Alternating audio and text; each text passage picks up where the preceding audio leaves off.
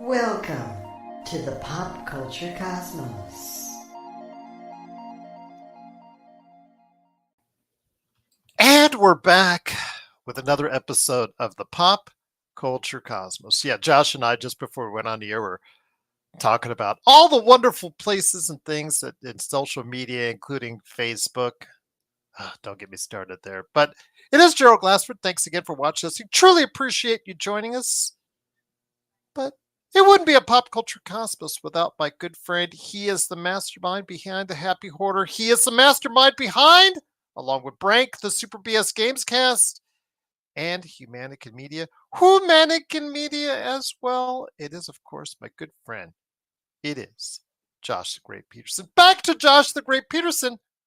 What's up, man? What's up, man? It's been a few weeks since we've convened on here. Just life has been getting busy, but how you doing, man? I'm doing good, man.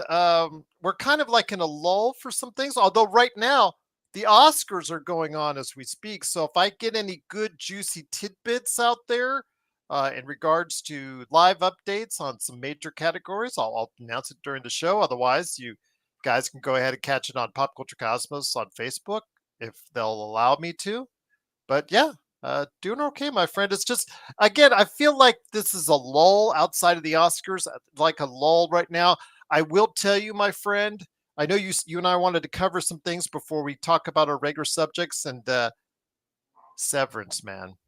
Um, I'm telling you, you're missing out. It is now, in less than 2 full seasons, the most popular show or entity ever on Apple TV Plus. It has wiped out the records of Ted Lasso in all 3 seasons, man. It is. So the second season is holding up to the legacy of the first one. It's actually garnering more audience, a larger audience than the first one did, the first season did. And it is just mysterious. It is just as crazy. It is just off the wall. Just it's just fantastic, man. It's just That's good. absolutely Ben Yeah, Stiller. Ben Stiller can now die happy, my friend, because Ben Stiller has helped create a juggernaut. yeah. I still gotta watch it. I know you're telling me about it. I don't know. I gotta just sit. Every time I sit down now to watch something, I fall asleep. So like I gotta like in the middle of the day, I just gotta sit there and watch it. Because it leaves you on a cliffhanger almost every episode, Josh, it's one of those shows, it's a water cooler show. It's one of those shows like Lost back in the day or Breaking Bad or whatever, one of those iconic shows that you see that's like your Monday at morning at work, you're going, "Hey, did you see that?" Yeah. And then you're trying to break down to your friends all the conspiracy theories and ideas about what is actually happening to the characters, and you're theorizing what you're going to see next. And the thing is, all these theories that go out there, it's so funny how Severance just says, "Oh, you're going right, we're going to go left," as far as everything is that's concerned. It's just it's mind-blowingly good. And it man, I do have a limit, though. I'm not going to call it one of the greatest shows of all time until it gets through a third season. But right Okay. now, it's well on its way. All right. I gotta watch. How many seasons do you think it's going to be running? The creator Dan Harmon, who a lot of this comes from, he's talked about he already has an ending in mind. I would probably say 3 to 5. The standard streaming stuff, they don't go like 10, 12 seasons, or usually they won't intend to go 10, 12 seasons. Most of them, like for instance, Stranger Things is ending in season 5. Cobra Yep. Kai, that ended 6, because those kids were turning 50 that would start out in high school. Yeah, it's basically at this point in time, I'd probably say 4 or 5, maybe. I don't know. There's just I don't know how much storytelling they want to do, and if because it does so much storytelling in each and every episode, so they might just blow it up and finish it off after 3. But Andor. It's funny because Andor and Severance are similar because Andor was very well received in its first season, but it is so expensive to make Yeah. that Star Wars just said after the second season. Severance the cost is reportedly up $200 million, up to I mean, $200 million. that's like pretty standard for TV nowadays, though. I mean, especially like the stuff on like Apple and Netflix and things like that. So I guess the hope is that you'd see that return in subscriptions from people, just like you're doing right now, like talking it up, and get people to get on there and watch it. But it's funny. I was reading something the other day, and they're talking about like when Xbox Games Pass, right? Like when is a service like Games Pass going to reach a point where there really is just no more people to subscribe to it? And I'm thinking like, yeah, that's the same thing with Apple Plus and Netflix. Like, when are we going to get to that point where there are no more people left to subscribe to these services? Then what happens to that business model? I agree, and it's funny because in recent weeks, since Severance has debuted, The Gorge, which was a movie with and Anya Taylor-Joy, and also as well Mythic Quest, both came out. New season for Mythic Quest and The Gorge, both came out. They couldn't even crack Severance. That's how popular Severance is right now. They could not even crack Severance's popularity debuting. So that just tells you how crazy it is right now for Severance. But I know you wanted to. Xbox Game Studio. Sorry, I meant no offense, man. It's just something I was reading. All right, I hope we don't hit that point either, because I love Game Pass.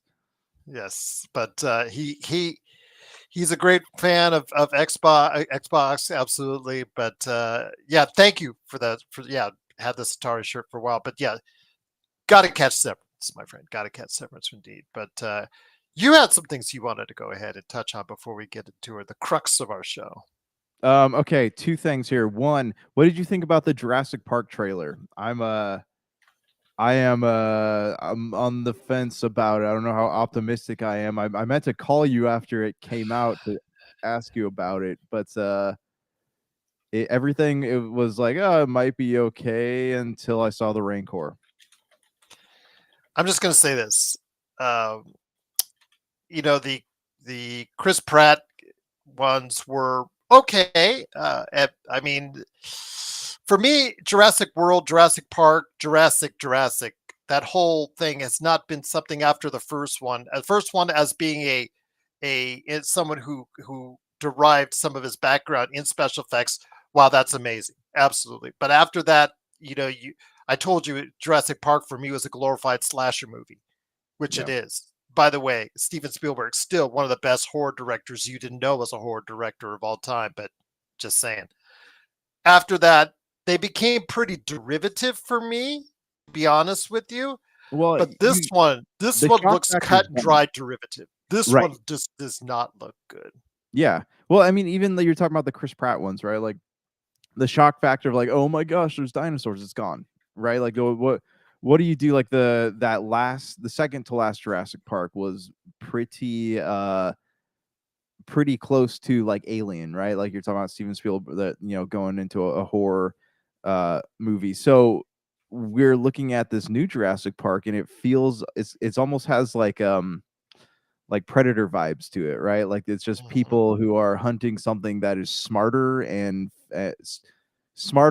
a better hunter than they are. That was not alien, but like genetically made by humans, and because like, again, the shock factor of like, oh look, there's dinosaurs is gone. You can't just walk into a plane full of long necks and play a John Williams score anymore, because that's been done.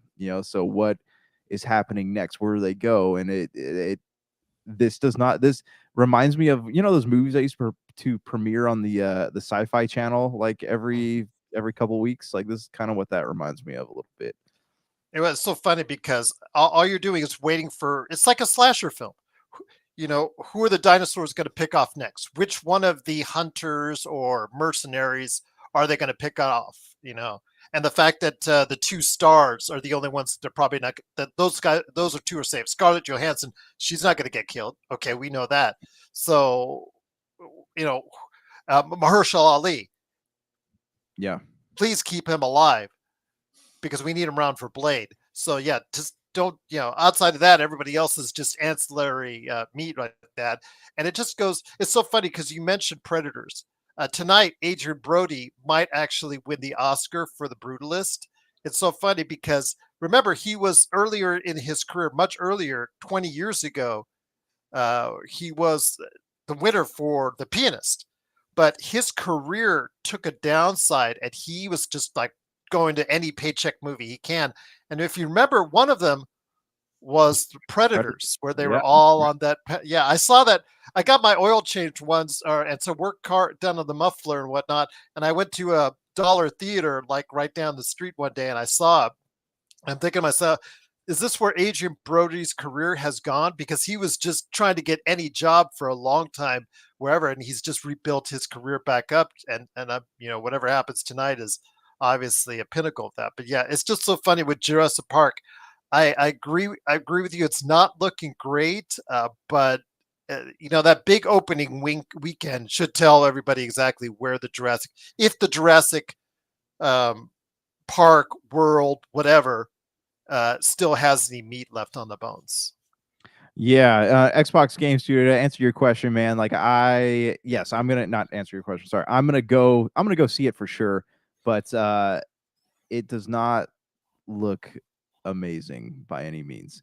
And it's funny because the concept of the mutant dinosaur, remember that was the original pitch for the Lost World Jurassic Park, and then the studio looked at it, and I think Spielberg too looked at him, and they were like, "Oh, this is hot garbage. So let's go back to just like having people run from dinosaurs." And here we are, 20 years later, with this concept is back, and they actually made it. They're So running out of ideas. They're running out of ways to extend it. I think they should have given it a rest, this IP a rest for like 5-7 years before yeah, you go back to it. But that was fast. It it's, was a fast turnaround. Yeah. yeah, it's all about money.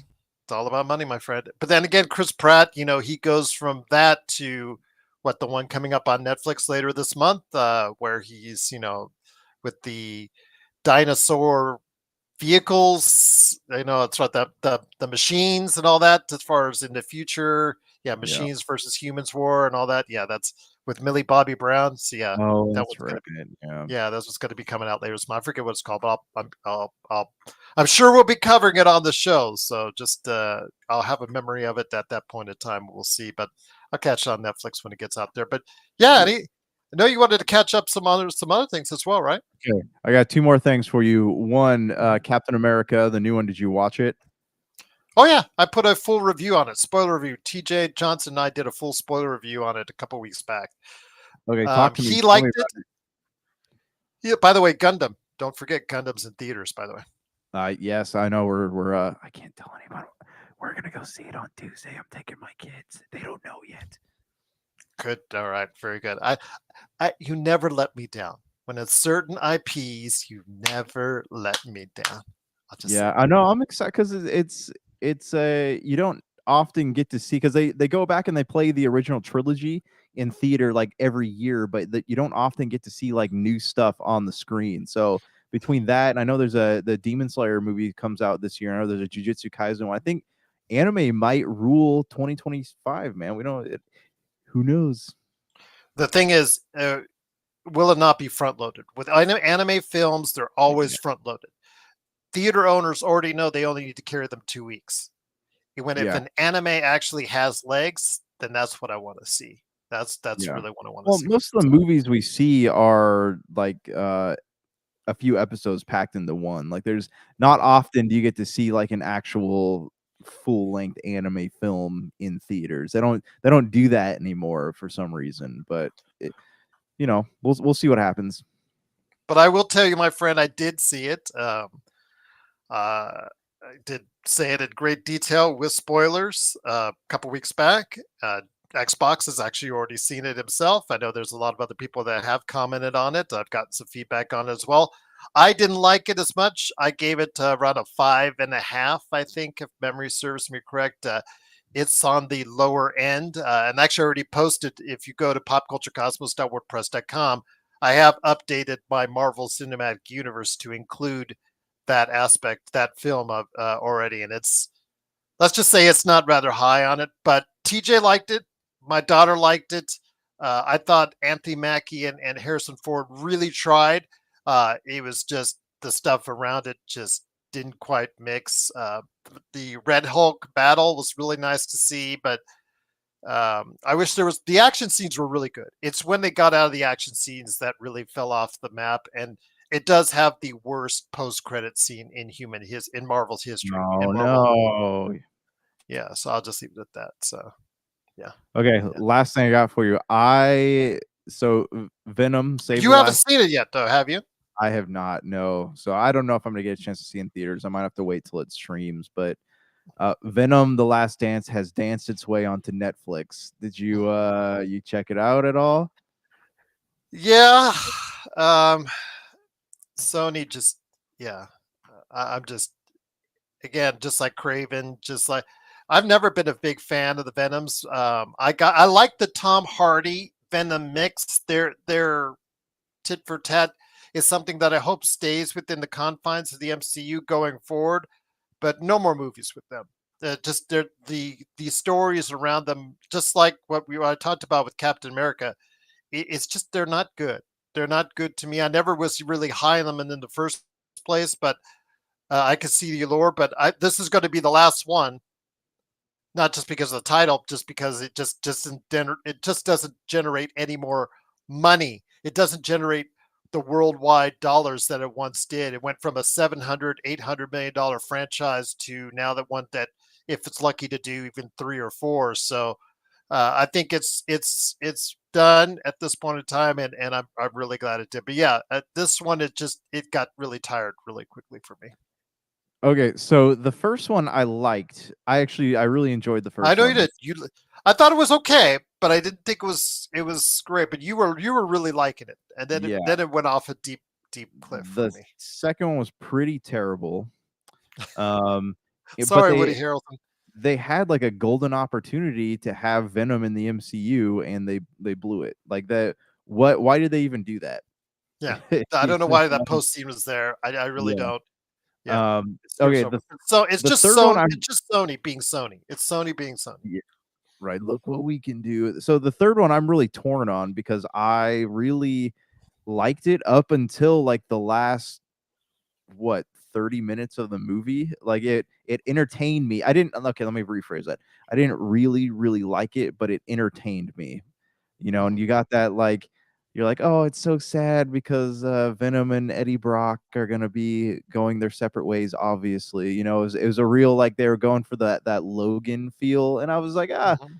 this is kind of hitting me in the feels a little bit. And I love what's his name, was it Jonathan Rhys Meyers' character?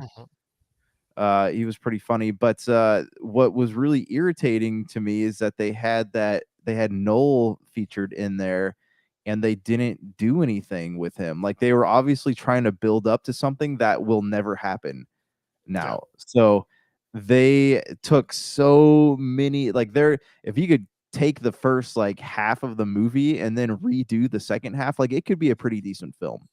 Yeah. But the fact that they had that bad guy, like, it's like they built up to something that's never going to happen. Like, they got these really cool shoes on, but nowhere to go with it now. So, um, yeah, I don't know. That really bummed me out. Like, cause like I said, like, it was good.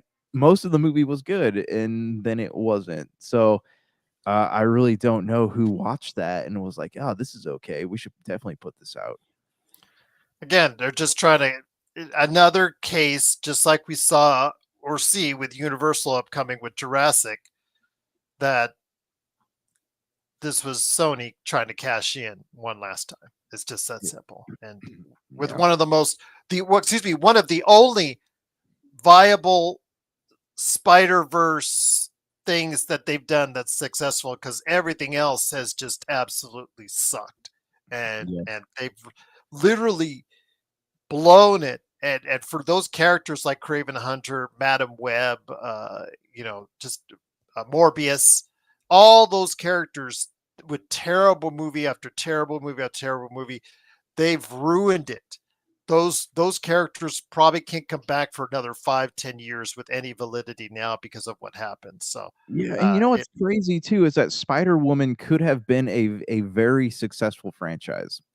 Mhm. And because they tied her to Madam Web and Madam Web sank, it will probably never happen. Yeah. just right there. Yeah. But don't get me It's started. Between that, Warner Brothers and all the stuff that they're doing as far as closing game studios, oh my they goodness, shut yeah. down the Wonder Woman game. The Monolith, which made Shadow of Mordor to high Nemesis. acclaim. I think it was Game of the Year it came out, Yep. and yeah, that's they're gone. So yeah, Warner Brothers doing a lot of its IP, doing away with a lot of its IP. Just yeah, all these studios are not really doing good right now, and just it is what it is for my friend. But yeah, Yeah. it's very, very, very disappointing to see. But it is, of course, right here. There's other things to talk about at the pop culture cosmos, but yes, my friend, Gundam, yes, you must do, yes. Yes. Yes, you've renewed my faith in you, my friend. You've been a huge Gundam fan for years. One of the first things I knew that you were a fan of outside of Spider-Man was Gundam, and I'm glad to see that you're still sticking to it. Indeed.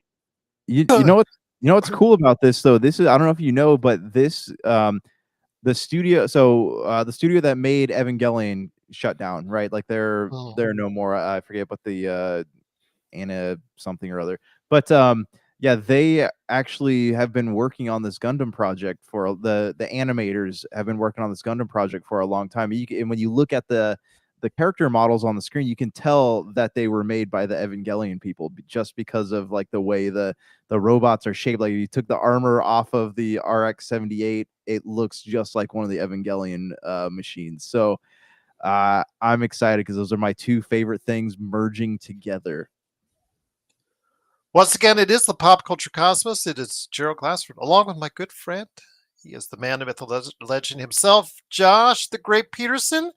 Congratulations to Kieran Culkin and Zoe Saldana for her role as Best Supporting Actress, Amelia Perez, and Kieran Culkin for Best Supporting Actor in A Real Pain. They're the first big winners of the night, plus also Honora is winning a lot of the technical awards as well, which is very interesting. Best editing for that, and also original screenplay. So I have a feeling Honora's going to take home the big prize. Just saying, but we'll see. Again, we will give you updates as it happens. But my friend, on to our conversation at hand. Monster Hunter Wilds has dropped. Okay, February was one of the biggest volume gaming months in recent memory, my friend. I think, could you go back way back before the pandemic, as far as maybe 2019, 2018, about this high volume of quality releases in a month, my friend? No, I mean 2017 is probably the last time I remember. This was the year Mario Odyssey came out, had quite a few Somewhere games. Brank is high-fiving himself like Yeah, he's yeah, I know, but that's like that's probably the most recent one in my memory I can think of. one of But the yeah, best years, but not the best year in gaming. But go ahead, my friend. yeah, so I mean it's definitely like this year, like we started to see a lot of games flown in last year, but this year Mhm. has been if February is any indication of what the rest of the year looks like, we're gonna have quite a few things to play by the time the holidays get here. And we don't even know like what with those summer gaming conferences haven't even happened yet. So we don't even know what, Microsoft and Sony and even Nintendo are going to be putting out by the time the year's over. So I am excited. I have not finished Avowed. My daughter was playing it. She actually is farther than me. She was enjoying it. I am still. I want to get to Pirate I'm about Yakuza. 5 hours in myself, Okay, so are you still digging it? I have a lot. I'm having a blast. I'm just doing stuff, going around. If I'm going into story, I am. If I'm not, I'm not. I just wander around. Me and Kai. Kai's probably pissed off at me right now. Kai is your companion, just to let everyone know in Avowed. Kai is pretty ticked at me right now because I just go and randomly just oh, there's a cliff I can climb. There might be a nice treasure chest up there. I think I'll go that way instead of the main the main quest line instead. Yeah, and he's always cautioning you, right? I wouldn't trust that person. Yeah, exactly. So it's so funny because I'm still here. I'm still thinking Garrick in my mind from Mass Effect because that's the same Yep. voice actor. Hmm. But Monster Hunter Wilds has come out probably this month of all the games that come out with Avowed, um, Yakuza like a pirate in Hawaii, Civ 7, all the games that came out, all the big name games that come out, Monster Hunter Wilds probably at the end of the day will be the most commercially successful. It was reported within the past couple days that almost 1.5 million concurrent players on Steam. It has been a big success, and obviously Nintendo Switch. It might be one of the last big titles, big releases for Nintendo Switch. Your thoughts on Monster Hunter Wilds, my friend? I know it's something that the Super BS Gamescast crew is going to be talking about here in the not too distant future. Uh, it's something that I've never really enjoyed my time in Monster Hunters, or at least I'm not saying I enjoy. It's not connected with me, my friend. It's not connected with me whenever I played it. I'm not sure I'm going to ever get my hands on Wilds, but that doesn't mean a lot of other people aren't doing the same. Yeah, I played the last Monster Hunter game for a little bit. Those games are tough for me because I don't like playing. I'm not a very social person, so I don't like playing things with other people. And Mhm. that's kind of what Monster Hunter is all about, right? It's teaming up with people and taking down giant monsters. It has never been a franchise that has really appealed to me that much, but I do know a lot of people who have really enjoyed their time with it and are really big fans of those games. So that being said, like I understand why people like it, and this game has gotten pretty stellar reviews. So they must be doing something right. And I don't know yet. I don't know if I'm curious enough to get it and play it. What are you? It does have the best score of a game this year at 90 out of Mhm. 100 on Metacritic. So, and it has got over 82 critic reviews. So that's pretty much what it's going to stay at. So it is going to be a game of the year candidate. So it is something that, despite again my apprehension of getting back into Monster Hunter Wilds or Monster Hunter period, that is not deterring anyone else, nor should it, because it is very highly claimed and has become very successful. This is a big win Yeah. right now. So yeah, absolutely.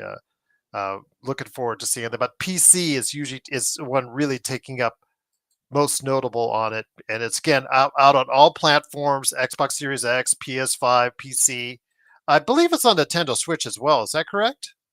Yes. Yeah. Don't see why that Metacritic doesn't have a thing for it, but yeah, I thought it was Nintendo Switch as well. But again, my friend, it's just telling me that Monster Hunter Wilds, the success for this game going forward, I don't see it stopping anytime soon for Monster Hunter. We now have to consider it a big time AAA IP if you didn't already.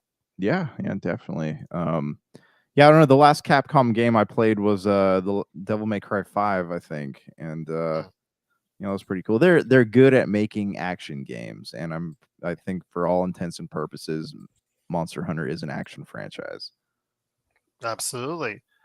So what everyone out there is seeing right now, it is of course one of the biggest success stories so far early on in 2025, if not the biggest in gaming. It is Monster Hunter Wilds. You could say right now, because it probably sold more in dollar amounts than any other entertainment property outside of Neja 2, which we'll talk about at the end of the show here.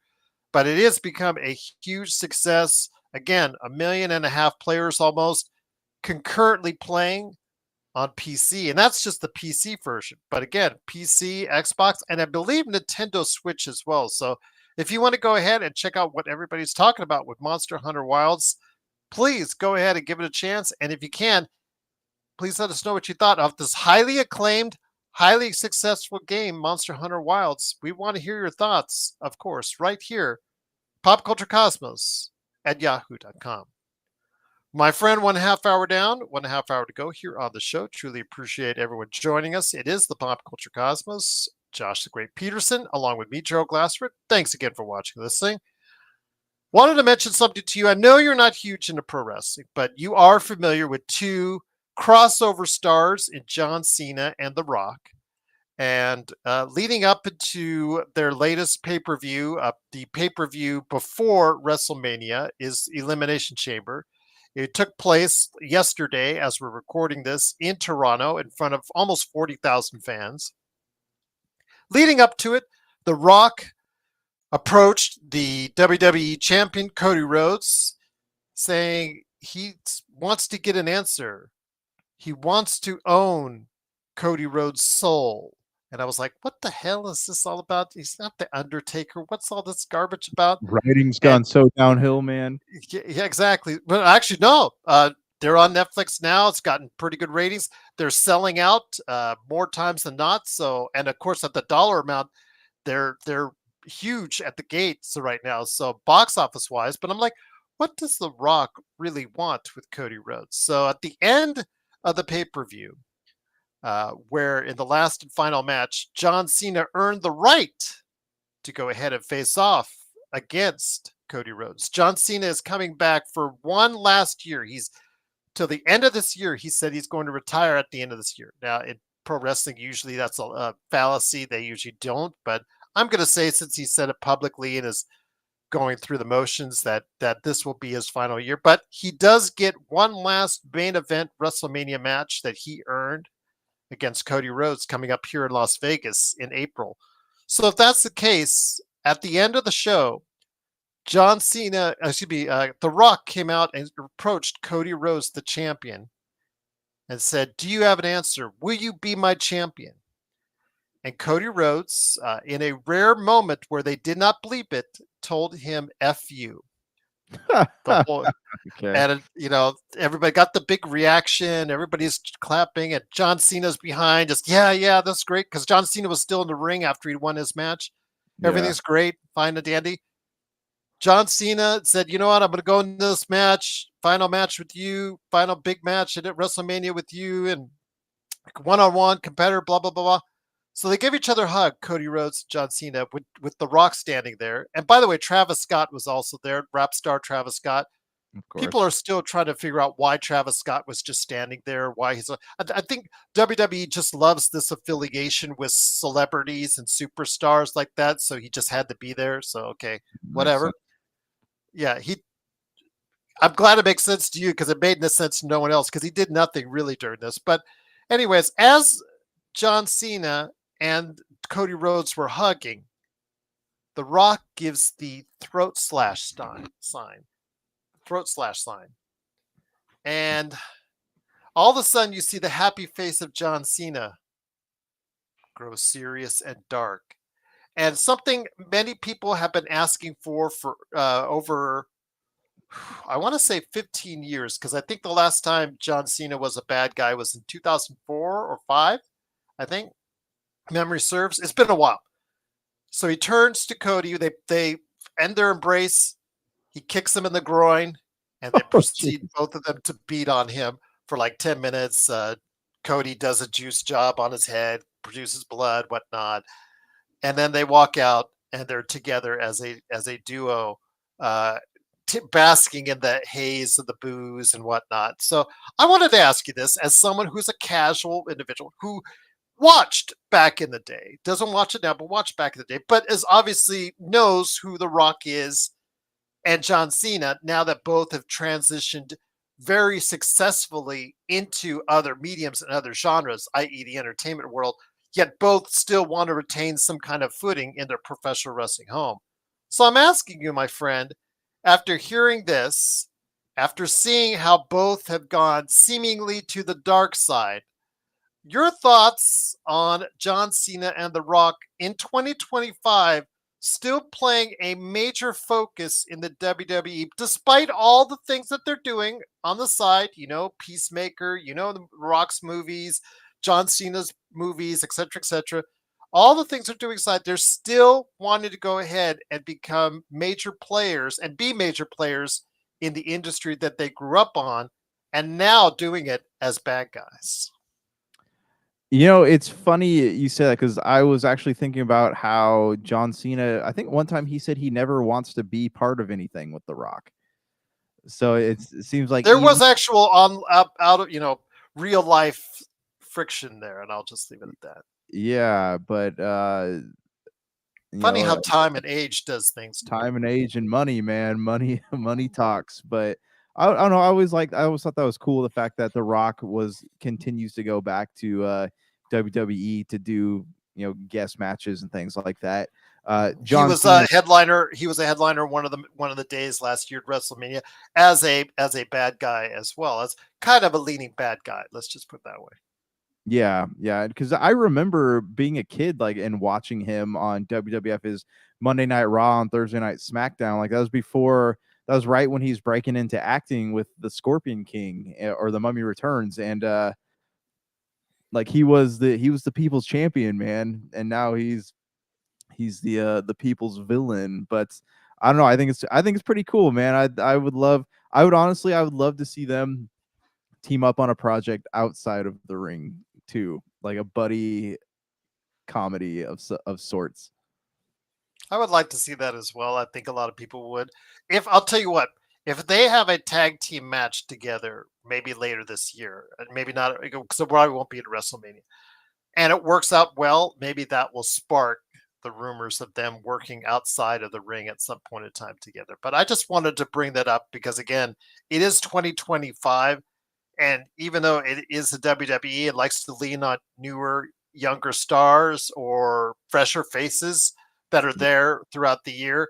They will still, they will still, and smartly for the most part, utilize and use those superstars that can only be there on an infrequent basis, like The Rock and John Cena, but yeah, still utilize them in ways and positions that can draw the company money. And with the ticket prices now at really high levels, in fact, I was talking on the show last week with John Orlando, my good friend that we do the State of Pro Wrestling. And I just don't want to see myself spending $400 to $800 for 1 or 2 nights at Allegiant Stadium. That's on the other side of town here to go see it.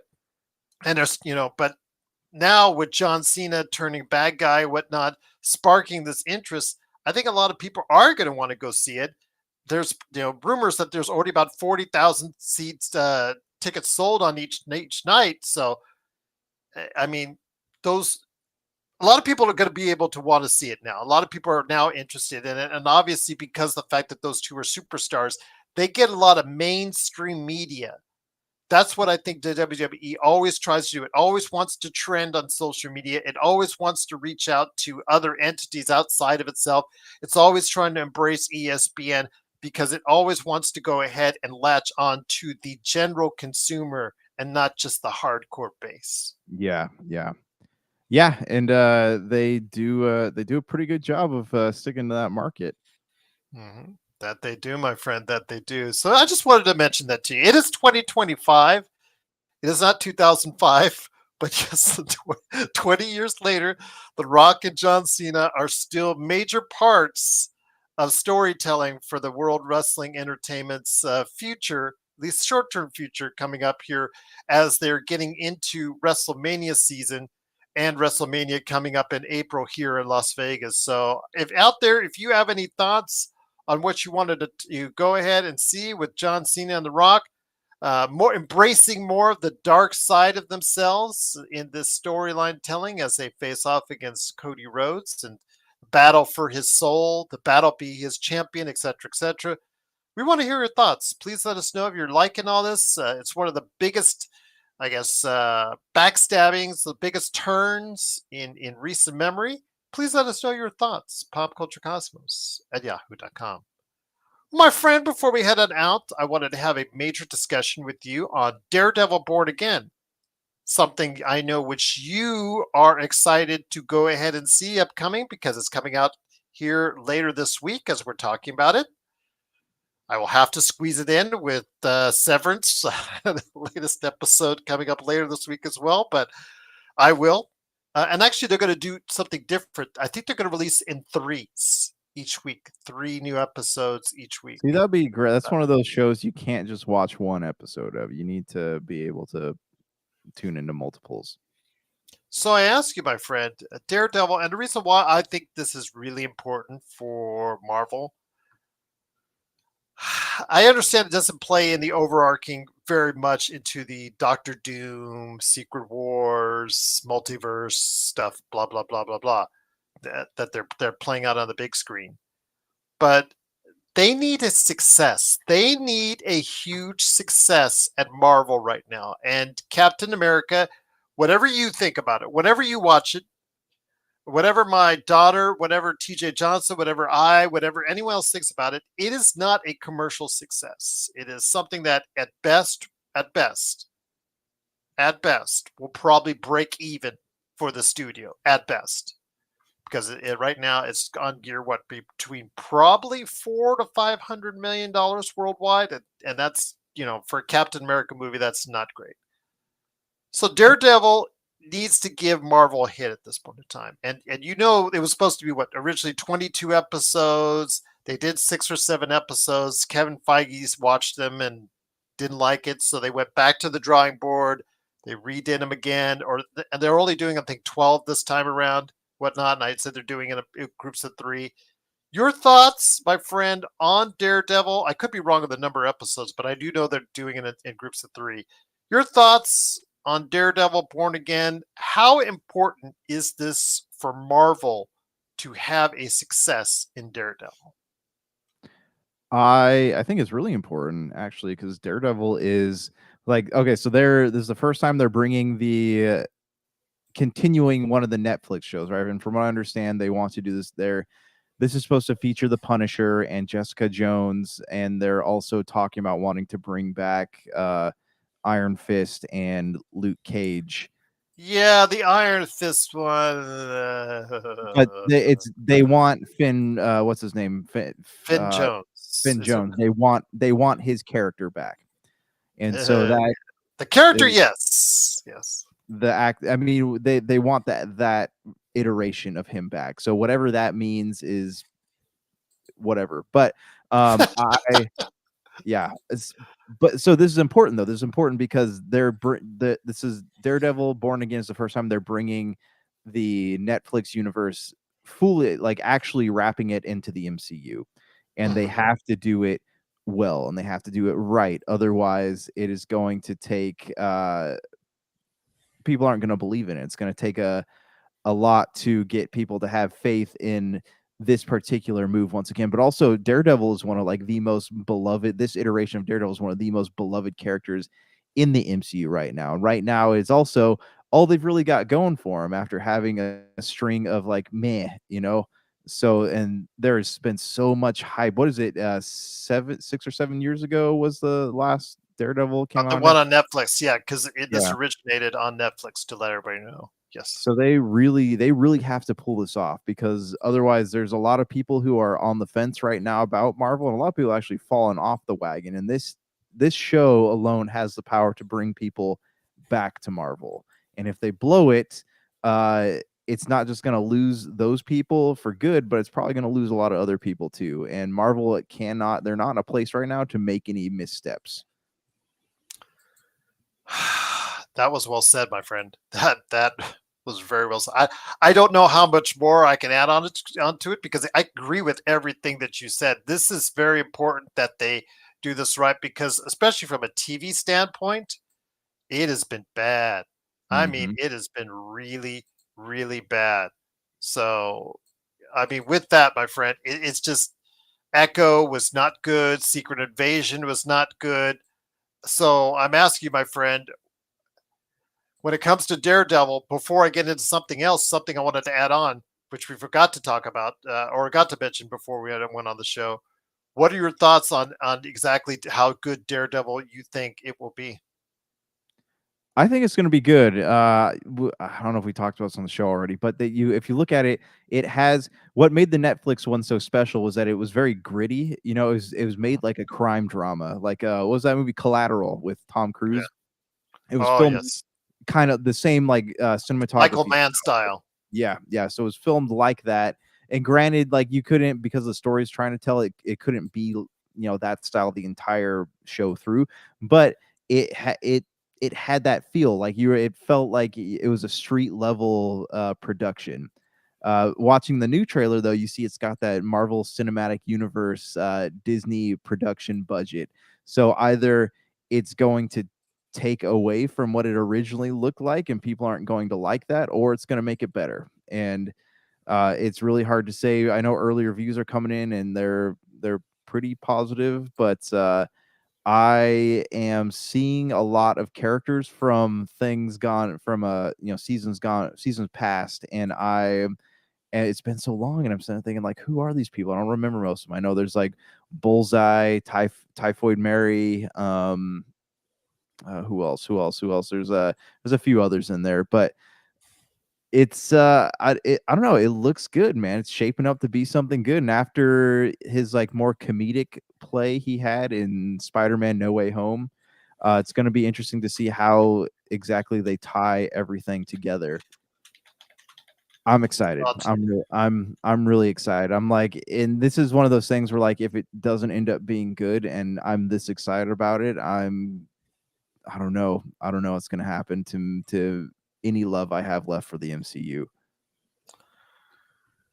Before we head on out, my friend, before we talk about Nisha, which is going over the $2 billion mark here, it's been a huge success in China. I wanted to go ahead and mention one last thing I forgot to mention to you beforehand, and that is the forced retiring, or retiring on her own because she's 71, of Kathleen Kennedy at Star Wars. And this brings me back to something you had wanted to talk to. You had talked about what the future of Star Wars was, and you and I have gone back and forth on this, mostly agreeing that about what direction is it going into. We've seen many uh, highs and lows for this chapter since the purchase by Disney. Most of it lows in many ways. Just saying that out there. There have been some highs. Your thoughts on Kathleen Kennedy leaving? I know a lot of people are rejoicing today, or at this point in time when she did it, last week, in regards to her leaving. Your thoughts on the future of Star Wars with Kathleen Kennedy now leaving at the end of this year? Okay, I'll say something controversial here. Kathleen Kennedy, not everything that she did has been bad, right? Like there's definitely Yeah, been some okay places in the Jurassic Park, not Jurassic Park, sorry, Star Wars. the Star Wars universe. I know she casted Jurassic Park. That she casted actually most of the movies from when I was a kid, like in the 90s. Like Yeah.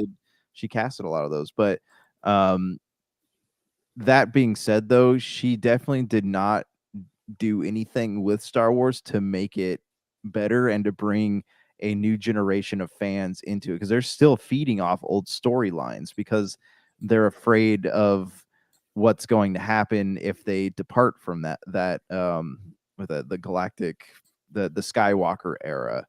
And Mhm. she definitely has said a lot of controversial things over the years that probably didn't need to be said. And everyone's allowed to have their own thoughts and opinions, but it's she created a lot of she talks a lot about the toxicity of the Star Wars fandom, but she actually caused a lot of it with a lot of her comments to the press and things that she said on social media and stuff. So yeah, I mean, her time with it has not been all bad, but also like I feel like with her gone, it could actually go in a much bigger and better direction.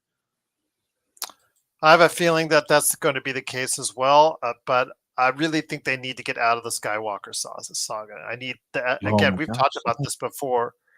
We need to get away from this. We need to evolve beyond this. We need to go into a galaxy far, far away from the Skywalkers.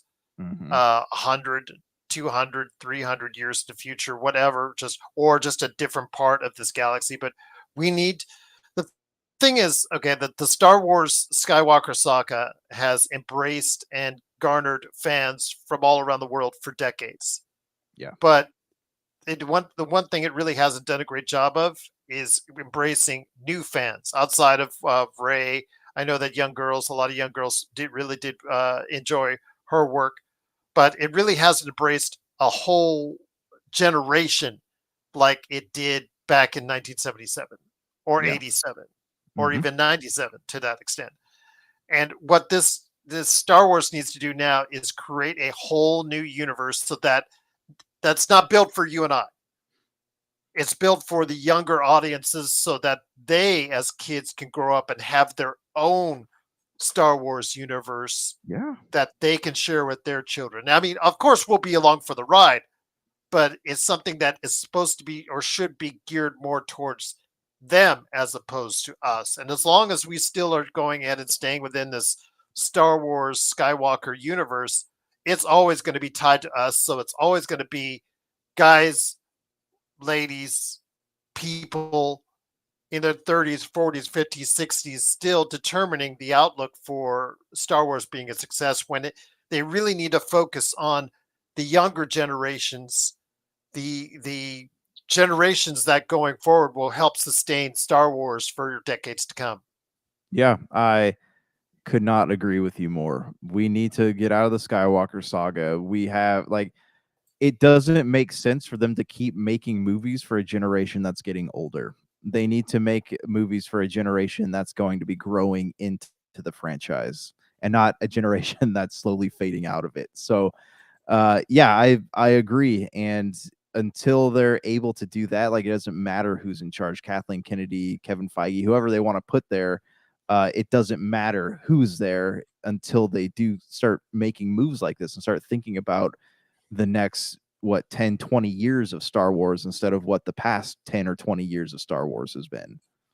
Absolutely. I mean, it's something where we need to see something on the screen. I don't want to say not meant for us, but not meant for us, Josh. It's meant for your kids. Yeah. Even my kids at 17 and 19 are on the tail end of that mix. But your kids, especially, you have kids under 10 years old that at the time I was 8 years old when the first movie came about. That's who it needs to reach. Yeah. Is that demographic, right? That age group right now. It needs to reach the 6, 7, 8, 9, 10, 11 year olds for them to go ahead and get into it. I didn't get into it until, I mean, I saw it on CBS back in, I think, a year before or so. It came out, Empire Strikes Back came out. But I told you my story started in 1980. My real love for this franchise started in 1980 when I was 11 years old. It hit me right in the button right there. Perfect timing. And that's what Star Wars needs to do. It needs to create a whole new universe that adapts and relates and really gets embraced by kids of that era so that it can build beyond going forward. Yeah. Yeah. I 100% agree with you. And that's what needs to happen. I mean, especially like if you look at Disneyland, right? Disneyland's still everything they have is centered around the Skywalker saga. So how long is it going to be until like a kid walks in there and like, what in the world is a lightsaber? Like, what is any of this stuff? Yeah, absolutely. So again, Kathleen Kennedy at the head of Star Wars since the sale of Disney buying out from George Lucas the IP. She has decided to retire, or is it Disney forcing her out, or so? I don't know. Again, she'll be leaving at the end of the year. You can determine what it may. Although at 71, I would hopefully, if I had all the millions that she probably has, I would probably want to think about retiring myself at that point in time. But again, we don't know behind the scenes what's going on fully. Maybe we will. Maybe at some point we won't. But we'll find out exactly what's going on with Star Wars in the future with her only to the end of this year and going forward. Will Dave Filoni or some other name that might be out there become the new head of Star Wars? We'll find out. But what's the direction of Star Wars that you wanted to go in? Please let us know. popculturecosmos@yahoo.com. Well, before we head on out, my friend, I wanted to go ahead and ask you your thoughts on Ninja 2.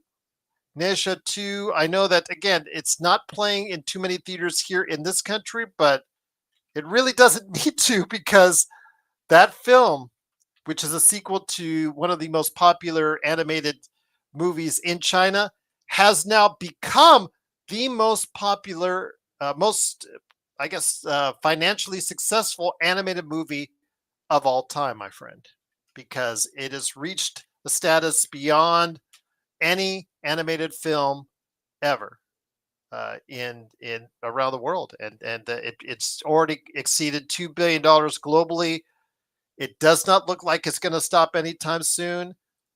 There is a chance it could become the most popular film of all time. I think it should. I think if it has another 2 or 3 strong weeks, I think we need to have this conversation again. Your thoughts, my friend, on Nesha 2, a based off of Chinese culture, something that again that scores and scores of fans are seeing in China, really populating it. China was having a really, really bad time in the past year to almost a year and a half in regards to the box office, but no more because Neja 2 goes over $2 billion, my friend.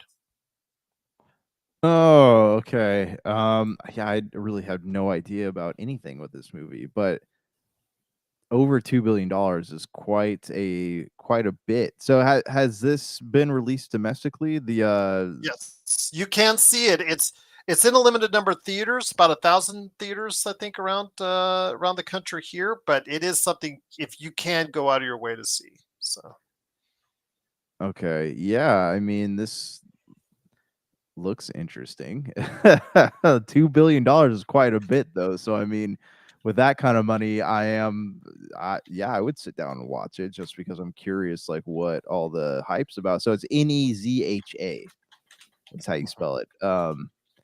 Yeah, I don't know. It looks like it could be. I'd want to know what all the hype is about. I'd watch it purely for that. But do you have any plans to check it out? And yeah, that's $2 billion is a lot, man. Like we haven't seen a movie cross that mark in several years. except outside the Avatar. Yeah, of course. Yeah, the Avatar one James Cameron keeps re-releasing. Yeah, well, the Avatar sequel. The Avatar sequel Oh, also did it? went Oh, over. I didn't know it Yes, crossed that. I think it Yeah. did 2-1, 2-2. But yes, it did also reach over that mark. But yeah, I don't. If it gets to streaming, I probably will see it, and just to appreciate the fact about whatever part of Chinese culture this comes from, and realize why it has become so successful. Because I want to understand why it is as huge a hit as it is, especially over what the original one did. So Right. I'm interested to see what has resonated with this film with this audience. So I'm definitely looking forward to seeing that. But yeah, it is Neja 2. It has reached $2 billion at the worldwide box office. So if you have thoughts on Neja 2, something you want to see, something you want to talk about, please let us know your thoughts, popculturecosmos at yahoo.com. My friend, before we head on out, a couple things for you. Dune Part 2, winner of Best Visual Effects and Best Sound, which would have been a crime if it didn't win either of those, I guess, awards. Documentary short is The Only Girl in the Orchestra. Documentary feature, No Other Land. Again, we talked about who won for Best Supporting Actor and Actress. Original song is Elmal from Emilia Perez. I didn't know if it was going to win anything based off the controversy there. Wicked is won for Best Production Design. Yeah, just all the good stuff. Film editing for Nora. Makeup and hairstyles for The Substance. Yay, Substance. Yay, Dune. Adapted screenplay is Conclave. Original screenplay is Honora.